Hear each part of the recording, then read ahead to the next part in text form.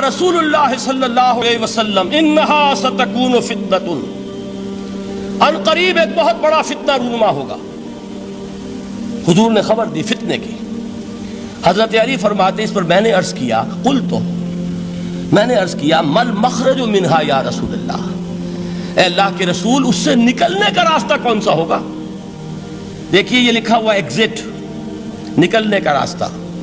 اور عام طور پر آپ نے دیکھا ہوگا بڑے ہالز میں یہ سرخ روشنی ہوتی ہے، اس میں اس کا اہتمام کیا جاتا ہے کہ اگر خدا نہ خواستہ کو حادثہ ہو جائے لوگوں کو معلوم ہو نکلنے کا راستہ کون سا، یہ مخرج ہے۔ حضور نے خبر دی کہ فتنہ ہوگا۔ تو دیکھیے میں ایک بات عرض کیا کرتا ہوں، ذرا توجہ کیجئے، ہمارا حال کیا ہے؟ ہم بڑے ریشنلسٹ قسم کے لوگ ہیں، یہ زمانہ ریشنلزم کا ہے۔ اگر ہم ہوتے تو کیا پوچھتے؟ وہ فتنہ کیا ہوگا، کیوں ہوگا، کہاں سے آئے گا؟ ہمارے سوال یہ ہوتے ہیں، کب آئے گا، کیوں، کہاں، کب، کیسے؟ ان سب کی حیثیت علمی سوالات کی ہے۔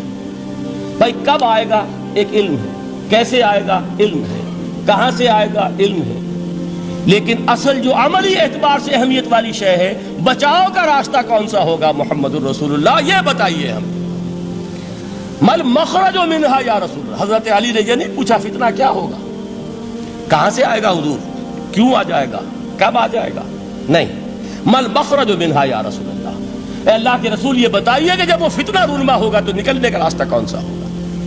اس کا جواب ہے، ارشاد فرمایا محمد رسول اللہ نے، کتاب اللہ، اللہ کی کتاب ہے وہ مخرج، یہ کتاب ہے کہ جس کو تھامو گے تو فتنوں سے محفوظ رہو گے۔ اس کے بعد آپ فرماتے ہیں فیہ نبأ ما قبلکم وخبر ما بعدکم وحکم ما بینکم، اس میں تم سے پہلوں کی بھی خبریں موجود ہیں، عاد اور سمود اور قوم نوح اور قوم ہود اور قوم لوط اور قوم صالح اور آل فرعون، یہ کون ہے؟ من قبلکم، تم سے پہلے، وفیہ خبر ما بعدکم، جو کچھ تمہارے بعد ہونے والا ہے اس کی خبریں بھی موجود ہیں، لیکن وہ کیسے ہوں گی؟ وہ بٹوین دی لائنز ہوں گی، وہ بین السطور ہوں گی۔ ان کے لیے انسان کو، آپ کو معلوم ہے ایک عبارت میں سطور ہوتی ہے اور ایک درمیان میں ہوتا ہے، ان کے کچھ لکھا ہوا نہیں ہوتا۔ You have to read between the lines. Quran میں بعد میں آنے والے حالات بھی درج ہیں، لیکن اس طرح نہیں جیسے کہ پچھلے حالات درج ہیں۔ اس کے لیے ذرا ان ڈیپتھ پونڈرنگ اوور، غور و فکر اور تدبر کی ضرورت ہوگی۔ وحکم ما بینکم، اور جتنے اختلافات تمہارے اندر پیدا ہوں گے تا قیام قیامت، ان سب کا فیصلہ بھی اس کتاب میں موجود ہے۔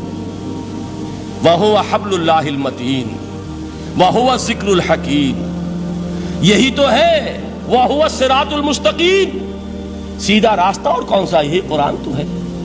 ہر رکعت میں کہتے ہو اهْدِنَا الصِّرَاطَ الْمُسْتَقِيمُ، اور قرآن دیا ہوا ہے اس پر غور نہیں کرتے۔ عجیب تماشا ہے ہمارا، نماز کی ہر رکعت میں اهْدِنَا الصِّرَاطَ الْمُسْتَقِيمُ، اور حضور فرمایا وَهُوَ الصِّرَاطُ الْمُسْتَقِيمُ، صراط مستقیم یہ قرآن ہی تو ہے، الذکر الحکیم یہ قرآن ہی تو ہے، وَهُوَ حَبْلُ اللَّهِ الْمَتِينُ، اور یہی ہے اللہ کی مضبوط رسی۔ آپ نے قاری صاحب سے وہ آیات سنی سورہ آل عمران کی، وَاعْتَصِمُوا بِحَبْلِ اللَّهِ جَمِيعًا وَلَا تَفَرَّقُوا، اللہ کی رسی کو مضبوطی سے مل جل کر تھامو اور تفرقے میں مبتلا نہ ہو۔ تفرقہ ہوگا تو کیا ہوگا؟ تمہاری ہوا اکھڑ جائے گی۔ آج آپ کو معلوم ہے دول عرب اگر یہ یکجا ہو جائیں، ایک دن کے لیے اسرائیل قائم نہیں رہ سکتا، امریکہ نہیں، امریکہ کا باپ اسے قائم نہیں رکھ سکتا۔ اگر امت عرب ہی جمع ہو جائے، عالم اسلام تو بڑی شے ہے، جو وسائل ان کے پاس ہیں، جو اللہ تعالیٰ نے ان کو نعمتیں عطا فرمائی ہیں، لیکن افتراق، انتشار، اختلاف، جتھے بندی، گروہ بندی، دھڑے بندی، اس نے اسرائیل کا خنجر ان کے سینے میں پیوست کیا ہوا ہے۔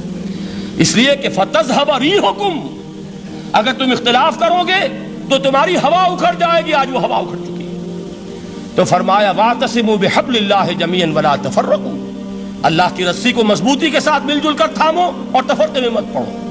حضور فرما رہے ہیں وہ اللہ کی رسی کون سی؟ هُوَ حَبْلُ اللَّهِ الْمَتِينُ، یہی قرآن ہے اللہ کی مضبوط رسی۔ علامہ اقبال نے کیا خوب کہا ہے، علامہ اقبال نے قرآن اور حدیث کے حقائق کو جس طریقے سے اشعار کا جامہ پہنایا ہے، وہ تو خود کہتے ہیں گوہر دریائے قرآن سفتام، میں نے قرآن مجید کے دریا سے موتی نکال کر اپنے اشعار کے اندر میں نے چن دیے ہیں. میرا کام اور کچھ نہیں ہے. موتی کوئی بھی غواص پیدا نہیں کرتا، دریا کی گہرائی سے نکال لاتا ہے. یہ میری حکمت نہیں ہے جو میرے اشعار میں ہے، یہ میں نے قرآن مجید کے دریا میں غوطہ زنی کر کے اس سے یہ موتی نکالی. گوہر دریائے قرآن سفتام. اب دیکھیے اسی حدیث کے اس ٹکڑے کو کیسے شعر میں لائے ہیں. از یک آئینی مسلمان زندہ است، پے کرے ملت سے قرآن زندہ ہست. مسلمان کی زندگی تو ایک آئین کے بدولت ہے. یہ آئین قرآن جو کہا تھا کبھی قائد اعظم مرحوم نے، جب پوچھا گیا تھا کہ آپ کے پاکستان کا دستور کیا ہوگا، کیا فرمایا تھا؟ یاد کیجئے کہ ہمیں کسی نئے دستور کی ضرورت نہیں، ہمارا دستور 1400 برس پہلے طے ہو چکا ہے. یہ ہماری بدقسمتی ہے جو کچھ کہا تھا قائد اعظم نے کہ God has given us a golden opportunity to prove our worth as architects of a new state, and let it not be said that we didn't prove equal to the task. میں معذرت کے ساتھ عرض کروں گا حضرت کہ واقعہ یہ ہے کہ ہم اس کے equal to the task ثابت نہیں ہوئے. قائد اعظم کا دیا ہوا پاکستان آج دنیا میں موجود نہیں ہے. اس کا ایک حصہ اپنے نام سے دستبردار ہو کر بنگلہ دیش بن چکا ہے. اس نے اپنی تاریخ کو خیر بات کہہ دیا ہے. حالانکہ مسلم لیگ کی جنم بھومی ڈھاکہ ہے. 1906 میں ڈھاکہ میں مسلم لیگ نے جنم لیا تھا. اور اگر وہ صرف ہم سے علیحدہ ہوتا یا گہرا صدمہ ہوتا، لیکن یہ کہ اس نے جب نام بدلا ہے، در حقیقت اس نے اپنے تاریخ سے، اپنے پس منظر سے استعفیٰ دیا. یہ ہمارا دوہرا ہمارے لیے صدمے کی بات ہے. کیا 2 یمن موجود نہیں ہے؟ ان میں سے کوئی ایک بھی اپنا نام چھوڑنے کو تیار ہوگا؟ کیا 2 جرمنی دنیا میں موجود نہیں ہے؟ کوئی ایک بھی ان میں سے اپنا نام چھوڑے گا؟ کیا 2 کوریا نہیں ہے؟ 2 ویتنام نہیں ہے؟ تو کیا 2 پاکستان نہیں ہو سکتے تھے؟ ہو سکتے تھے. میں یہ کہا کرتا ہوں کہ یہ گہرا صدمہ ہے علیحدگی، اور دوہرا صدمہ ہے، اور اس سے کہیں زیادہ بڑا کہ انہوں نے اپنا نام بدل لیا، اپنی آئیڈینٹی چینج کر دی. انہوں نے وہ نام اپنے ماتھے سے اتار کر خلیج بنگال کے اندر دبو دیا. یہ بہت بڑی سزا ہے جو ہمیں ملی ہے. کیوں ملی ہے؟ کہ ہم نے 25 برس تک اس قائد جس کو کہا تھا کہ وہ ہمارا آئین ہے، اس کو آئین نہیں بنایا. ہم نے دنیا کے سامنے جھولیاں پساری، ہم نے طرح طرح کے نظاموں کو آزمایا، لیکن اس قرآن کی طرف پیش قدمی نہیں کی. اللہ تعالیٰ ڈھیل دیتا ہے لیکن سزا بھی بہت سخت ہوتی ہے. ان بطش ربک لشدید، وہ ہم پر کوڑا برسا ہے. تاریخ انسانی کی عظیم ترین شکستوں میں سے ایک شکست ہے کہ جو ہمارے ماتھے پر کلنک کے ٹیکے کی طرح موجود ہے. اللہ کرے کہ آئندہ یہ تاریخ اپنے آپ کو نہ دہرائے. لیکن میں عرض کر دیتا ہوں آپ سے، جو ہمارے لچھن ہیں، جو ہمارا طرز عمل ہے، جو ہمارے لیل و نہار ہیں، جو ہمارا انداز ہے، اللہ کے دین کا استہزاء اور تمسخر، جس طرح اللہ کے ساتھ مذاق ہم کر رہے ہیں، اس کا شاید اس سے بھی کہیں زیادہ برا نتیجہ نکلے. اللہ مجھے اور آپ کو اور ارض مقدس پاکستان کو اس انجام سے بچائے. لیکن اس کے لیے کام کرنا ہوگا. صرف کہنے سے بات نہیں بنے گی، کمر کسنی ہوگی.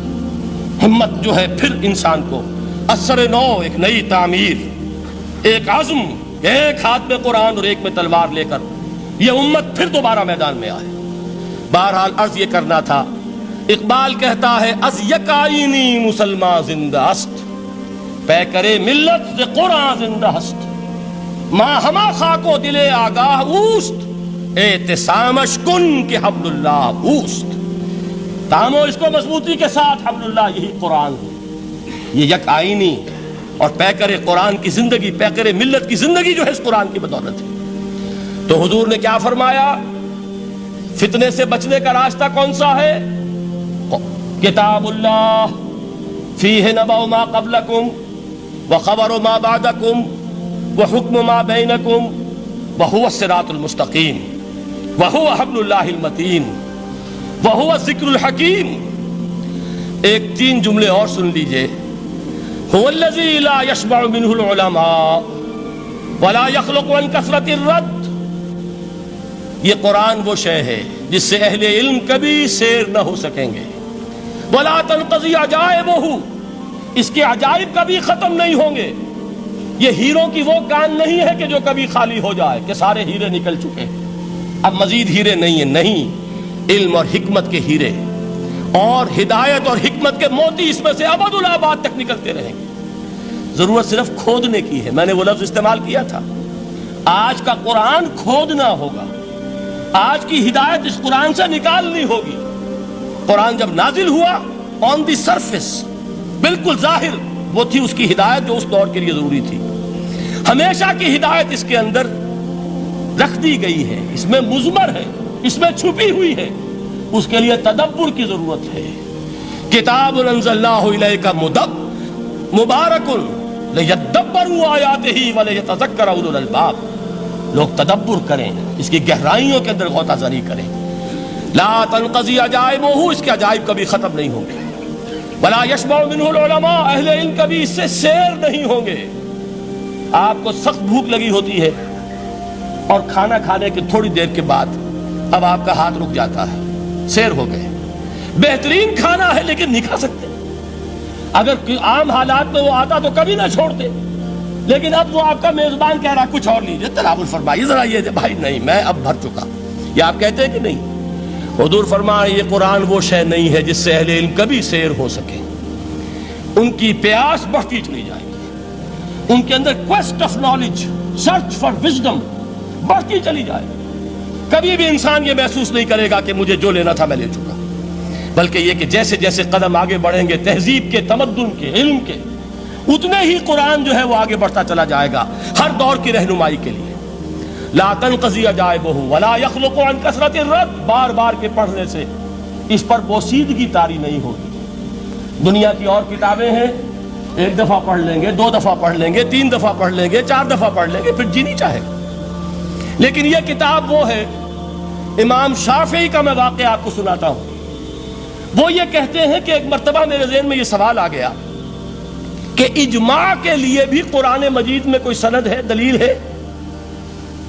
سب مانتے ہیں کہ اجماع جو ہے سورس ہے قرآن کے اسلامی قانون کی، جس پر کہ امت کا اجماع ہو جائے۔ تو کہتے ہیں میں نے 300 مرتبہ قرآن پڑھا اول سے آخر تک، صرف اس دلیل کی تلاش میں۔